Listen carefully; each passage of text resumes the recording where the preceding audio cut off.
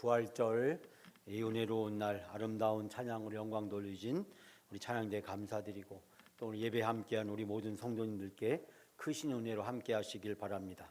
독일의 한 루터 교회는 부활절 전주가 되면 늘 주보에 다음과 같은 광고를 올린다고 합니다. 다음 주일은 부활주일이니 여러분이 다음 주 예배 시간에 사탄의 코를 납작하게 만듭시다. 예수님이 죽은 자에서 부활하시기 위해서 하나님께서 3일 동안 사탄을 골려주셨습니다. 이번 부활주일 예배에 여러분이 십자가의 어리석음을 유머와 함께 즐겨보시기 바랍니다. 옷을 다음 주에 오실 때 웃기게 옷을 입고 오시고 재미있는 모자를 쓰고 오십시오.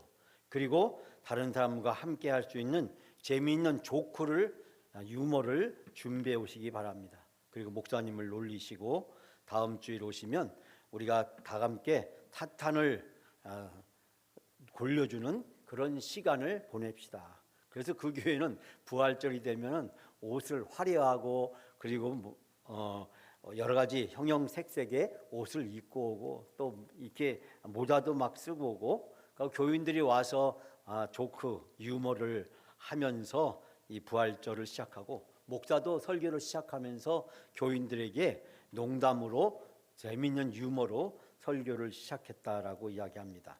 그래서 저는 여러분들에게 여러분이 잘 알고 있는 유머 하나를 준비했습니다. 여러분이 알고 있는 유머지만 제가 이 시간 한번 해보려고 합니다.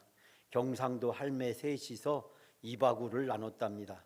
한 할매가 이봐라 예수가 죽었다 카대. 다른 할매가 와 죽었다 카드노 못에 찔려 죽었다 안 카나. 아이고 내가 그 얄궂은 머리 풀어헤치고 댕길 때부터 내 삼아 알아봤다. 그때 아무 말 안 하고 있던 할매가 이볼에 예수가 눕고 몰라 우리 며느리가 아버지 캣사이 사돈 어른이 아닌가 봐. 그러면 그 사돈 어른이 죽었다는데 네 문상 안 가나? 오메 안 갔다. 왜 안 갔노? 검은 옷까지 다 준비하고 갈락했는데 아따마 사흘 만에 도로 살아났다 해서 못 갔다. 여러분 경상도 할머니들이 서로 하는 이야기였다라고 이야기합니다.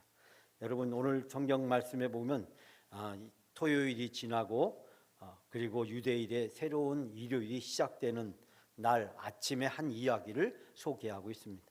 몇몇 여인들이 예수님의 무덤을 찾아가고 있었습니다. 팔레스타인은 낮 기온이 매우 높기 때문에 시체가 급격히 썩는 일이 다반사였답니다. 그래서 냄새가 나는 일을 방지하기 위해서 향료를 준비했습니다. 이 여인들이 예수님에 대한 극진한 사랑을 발견하게 됩니다. 항상 예수님과 함께 했습니다. 십자가에 예수님이 못 박힐 때도 눈물로 그 골고다 현장을 적셨습니다. 이 여인들이 예수님에 대한 깊은 사랑은 시체를 접촉하는 자마다 부정하게 되는 유대인들의 율법도 뛰어넘었습니다. 여인들의 사랑의 힘은 무엇인지 극복하는 놀라운 능력을 가져다 주었습니다. 아침 일찍 예수님을 무덤을 찾아가면서 여인들은 서로 대화를 나누기 시작했습니다. 여인들의 머릿속에 떠오르는 근심과 걱정이 발걸음을 무겁게 만들었습니다. 무덤에 가까이 가면 갈수록 이 여인들에게 걱정거리는 더욱더 커졌습니다. 무덤을 가로막고 있는 큰 돌을 어떻게 옮길 수 있을까라는 고민이었습니다. 당시 팔레스타인 사람들은 장례를 지낼 때 무덤에 큰 돌로 가로막아 두었다고 이야기합니다. 아직 새벽 동트기 전에 집을 나섰던 이 여인들은 이제 동이 터오르기 시작하면서 무덤에 도착했습니다. 무덤을 가로막고 있는 그 돌이 이 여인들의 근심과 걱정이 더 크게 가로막고 있었습니다. 여러분 영국 속담에 고양이도 근심하면 죽는다라는 얘기가 있답니다. 고양이도 근심하면 죽는다. 우리가 인생을 살면서 얼마나 많은 근심과 걱정이 우리를 가로막고 있습니까? 세계 2차 대전 당시에 약 20만 명의 미국 군인들이 전사를 했답니다. 그런데 이 같은 시기에 무려 200만 명이나 되는 사람들이 자식을 군대에 보내놓고 근심, 걱정, 불안 때문에 초조해하다가 심장마비로 죽었답니다. 군대 가서 죽은 군인은 20만 명인데 그 군인을 걱정하다 죽은 사람은 200만 명이나 되었다는 이야기입니다. 전쟁터에서 전사한 군인보다 무려 10배나 많은 사람이 근심과 걱정과 절망으로 목숨을 잃었다라고 이야기합니다. 질병이나 전쟁보다도 더 무서운 것이 걱정, 근심, 염려라고 이야기합니다. 현대인들의 걱정은 약 96%가 쓸데없거나 별로 중요하지 않은 것이라고 이야기합니다. 이 96% 중에서 40%는 일어나지 않았고, 그러니까 일어나지도 않는 이 40%를 가지고 근심하고 걱정했다는 겁니다. 또 과거에 일어났던 일이 30%고, 그리고 중요하지 않은 일이 22%였답니다. 사람 힘으로 어찌할 수 없는 불가항력적인 것은 무려 4%에 불과했다고 합니다. 진짜 걱정할 것은 100% 중에서 4%밖에 되지 않는데, 이 96%의 쓸데없는 걱정 때문에 많은 사람들이 정신적으로 시달리고 스트레스를 받고 힘들고 어려운 시간을 보낸다라고 이야기합니다. 사랑하는 여러분, 무덤으로 가는 이 여인들도 근심과 걱정이 있었습니다. 예수님을 위해서 향료를 준비했지만, 그리고 예수님의 몸에 그 향료를 발라서 예수님의 그 죽음을, 장례를 잘 마무리하고 싶은 마음이 있었지만, 그러나 그 무덤에 가로막고 있던 그 돌을 누가 굴려줄지 여인들에게는 큰 고민이었습니다. 여러분, 무슨 일이 있었을까요? 마태복음에 보면 바로 이날 아침에 일어난 사건을 이야기해 주고 있습니다. 이 여인들이 무덤에 도착했을 때 갑자기 지진이 일어났습니다. 그리고 흰옷을 입은 천사들이 나타나서 그 돌을 굴렸습니다. 그리고 돌 위에 앉아 있었습니다. 오늘 본문의 말씀에도 보게 되면 이 여인들이 무덤에 도착했을 때 바로 한 흰옷을 입은 청년이 그곳에 앉아 있었다라고 이야기를 하고 있습니다. 사랑하는 여러분, 우리가 인생을 살아가면서 때로는 우리를 가로막고 있는 돌이 있습니다. 오늘 본문의 말씀에 보면 예수님께 나아가는데 이 여인들에게 이 돌은 큰 근심과 걱정거리였습니다.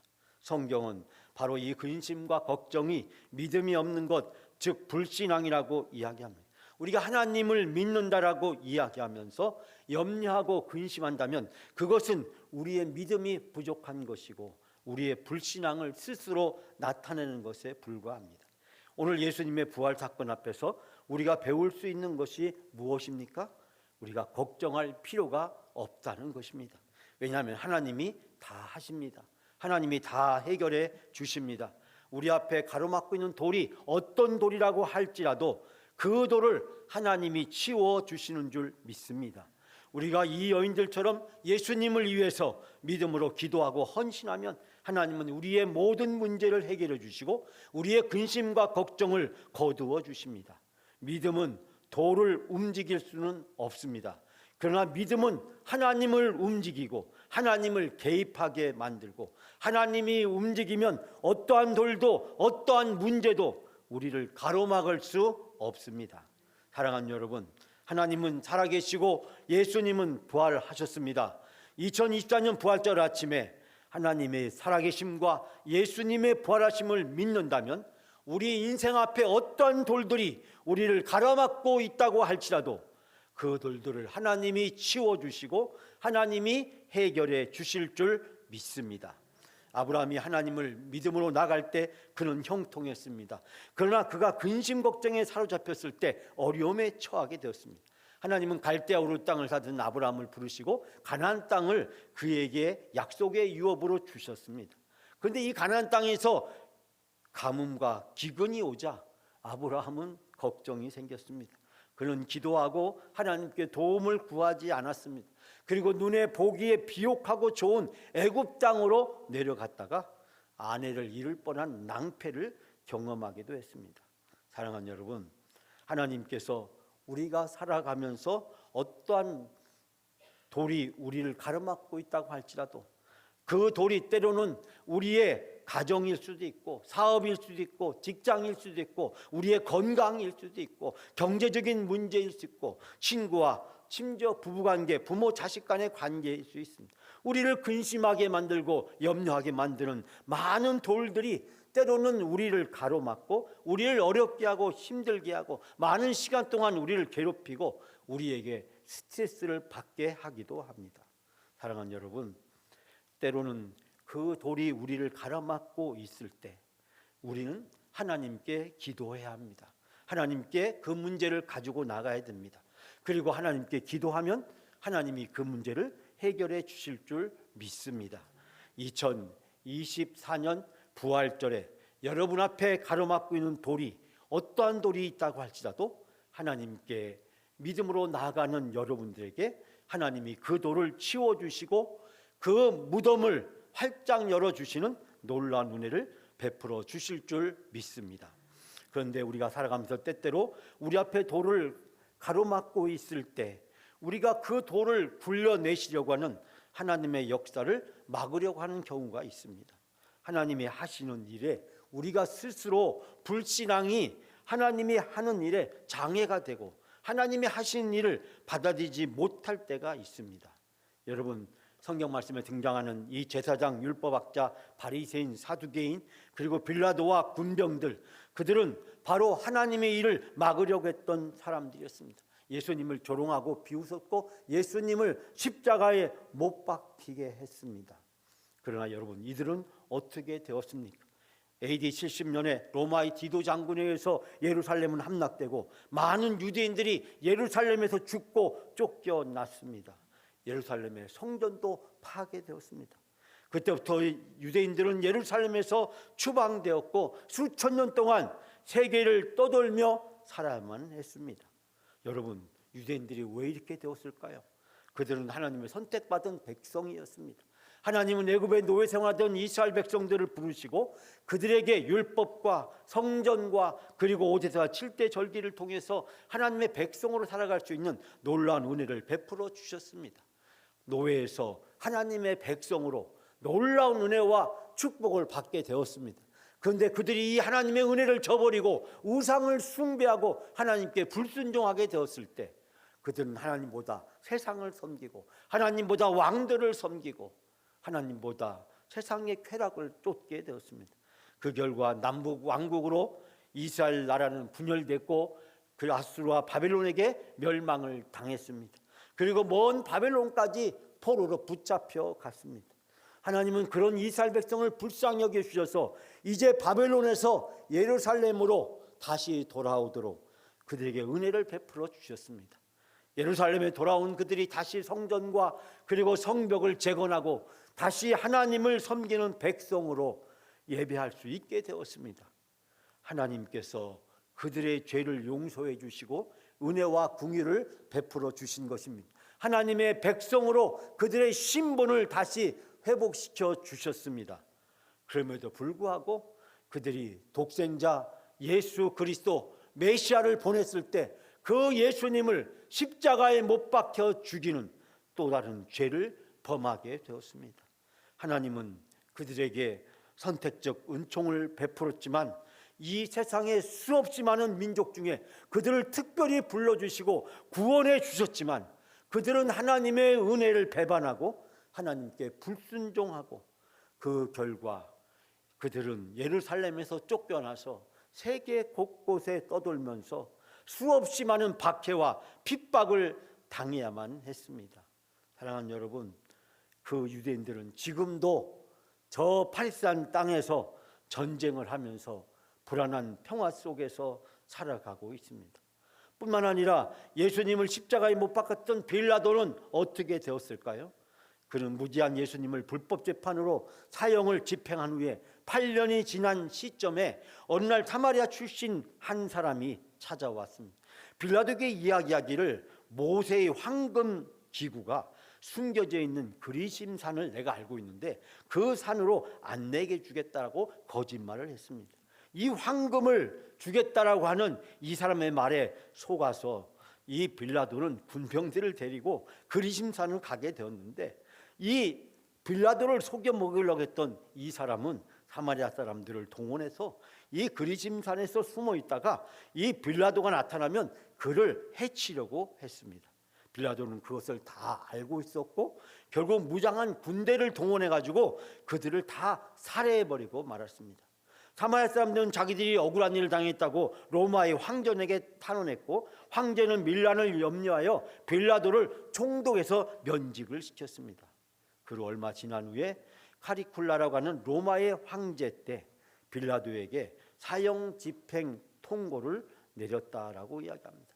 그 통고를 받았던 이 빌라도는 스스로 목숨을 끊어서 비참한 최후를 맞이했다라고 이야기합니다. 사랑하는 여러분, 하나님이 때로는 우리가 인생을 살아가면서 여러 가지 돌들로 가로막혀 있을 때, 하나님은 우리가 그 돌들 때문에 근심하고 염려에 빠질 때, 하나님은 우리로 하여금 근심과 염려 속에서 살아가도록 내버려 두지 않습니다. 사랑하는 여러분, 돌들이 나를 가로막고 있을 때 기도하라고는 하나님의 신호인 줄 믿습니다. 돌들이 가로막고 있다고 해서 불평하지 마십시오. 그것은 불신앙인 것입니다. 우리가 돌들이 가로막고 있을 때 하나님 앞에 나아갈 수 있는, 하나님의 은혜를 힘입을 수 있는, 하나님의 기적을 경험할 수 있는 놀라운 하나님의 찬스가 우리 앞에 펼쳐지게 될 줄 믿습니다. 여러분, 기도하면 하나님이 개입해 주시고, 기도하면 하나님이 문제를 해결해 주시고, 기도하면 하나님이 지진을 일으켜 주시고, 천사를 보내주시고, 돌들을 굴려서 옮겨주시는 하나님이신 줄 믿습니다. 내 앞에 돌이 있다고 해서 절망하거나 포기할 필요가 없습니다. 하나님의 능력을, 하나님의 기적을, 하나님의 은혜를 체험할 수 있는 절호의 기회인 줄 믿습니다. 심장 발작을 처음 경험했던 187명의 남자들을 대상으로 역경을 극복하고 난 뒤 당신들에게 어떠한 변화가 있었느냐는 것을 조사했다고 이야기합니다. 그랬더니 이 남성들 중에서 50% 이상이 심장 발작을 일으키고 나서 7주 후에 인생관이 긍정적으로 변화가 되었다라고 이야기합니다. 심장 발작을 통해서 자신의 삶을 돌아보게 되었답니다. 죽을 고비를 넘기고 나니까 내가 살아있는 것이 얼마나 감사하고 얼마나 기쁜 일인지를 깨닫게 되었답니다. 고난과 역경은 이들에게 행복을 가져다 주고 이들의 인생에 긍정적인 영향을 주었다라고 이야기합니다.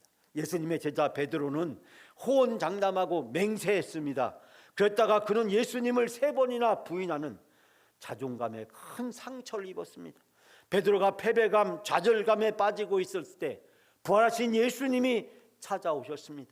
그리고 이 베드로에게 성령을 보내주셨습니다. 부활하신 예수님을 만나고 성령의 충만을 받은 베드로는 이제 담대하게 나가서 복음을 증거하는 새로운 인생을 살게 되었습니다. 여러분, 우리 앞에 돌들이 가로막혀 있을 때, 돌들이 가로막고 있을 때 그 돌들 때문에 불평하거나 좌절하거나 절망하지 마십시오. 오히려 그 돌 때문에 하나님께 나가고 하나님께 기도하고 하나님의 은혜를 구하는 여러분의 삶이 되시길 바랍니다. 그럴 때 하나님이 우리의 인생에 개입해 주시고 그 돌들을 내 힘으로가 아니라 하나님의 능력으로 치워주시고 해결해 주시는 놀라운 일들이 우리에게 일어날 줄 믿습니다. 사랑하는 여러분, 지난주에 제가 새벽 기도를 하면서 예수님의 마지막 모습에 대해서 특별히 말씀을 드렸습니다. 주님께서는 십자가상에서 마지막으로 돌아가시면서 그 십자가상에서 뼈를 새는 온갖 고통과 아픔을 겪으면서 그 생사의 고비를 겪는 최후의 그 순간에까지 예수님은 옆에 있는 강도를 구원하시고 자기의 어머니를 제자에게 부탁하시고 그리고 자기를 비웃고 조롱하는 그 로마의 군병들의 죄를 용서해 주셨습니다. 여러분, 예수님은 죽으면서까지 그 마지막 순간까지 사람을 살리는 일을 하셨습니다. 오늘 본문에 보니까 부활하신 예수님이 무덤에서 나오셔서 갈릴리로 가셨습니다. 왜 예수님은 예루살렘에 가지 않으셨을까요? 예루살렘은 성전이 있고 영광이 있는 곳입니다. 성전은 하나님이 임재하시는 곳입니다. 그런데 그 유대인들이 사모하고 고대하는 바로 예루살렘 성전에 가지 않으시고 예수님은 갈릴리로 가셨습니다. 갈릴리는 가난하고 버림받은 사람, 귀신 들리고 마귀에 시달리는 사람들, 바로 병든 사람들이 있는 곳이었습니다. 주님은 그곳에 가셔서 병을 고쳐주시고 귀신을 내어쫓으시고 천국 복음을 전파하시고 오병이어를 베풀어 주시면서 천국을 사람들이 경험할 수 있도록 하신 곳이었습니다. 갈릴리는 사람을 살리는 곳이었습니다. 그러나 예루살렘은 사람을 정죄하고 심판하는, 사람을 죽이는 곳이었습니다. 예수님은 사람을 죽이는 곳에 가지 않으시고 사람을 살리는 갈릴리로 가셨습니다.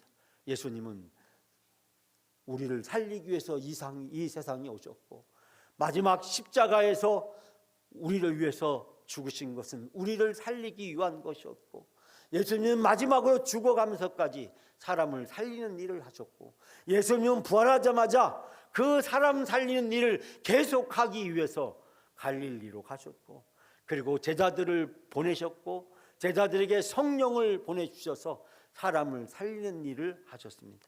여러분, 2024년도에 우리가 부활의 신앙을 가지고 살아간다는 것은 무엇을 이야기합니까? 왜 예수님이 우리를 갈릴리에서 기다리고 계십니까? 왜 갈릴리로 우리에게 오라고 말씀하십니까? 예수님이 하셨던 일, 사람을 살리는 일, 사람을 용서하는 일, 사람을 섬기는 일, 사람을 구원하는 일, 사람을 축복하는 일, 천국 잔치를 베풀고 사람들을 이 천국에 초청하는 일, 이것이 바로 사람을 살리는 일이고, 이 역사가 이루어지는 것이 바로 갈릴리인 것입니다. 사랑하는 여러분, 내가 있는 나의 갈릴리는 어디입니까? 바로 영광교회, 우리 가정, 내가 직장, 사회, 내가 사업을 하는 곳, 내가 사람들을 만나는 곳, 내가 있는 그곳이 갈릴리가 돼야 되고, 그곳에서 부활의 신앙을 가지고 있는 우리들은 사람을 살리는 일을 하도록 예수님께 부르심을 받은 줄 믿습니다. 사랑하는 여러분, 2024년 여러분의 갈릴리에서 부활하신 예수 그리스도에 대한 믿음과 신앙으로 여러분을 통해서 사람이 살아나는, 사람을 살리는 그런 놀라운 일이 있어지기를 바랍니다. 그것이 바로 부활의 신앙을 가지고 있는 우리 영광교회 성도들이 가야 될 길인 줄 믿습니다.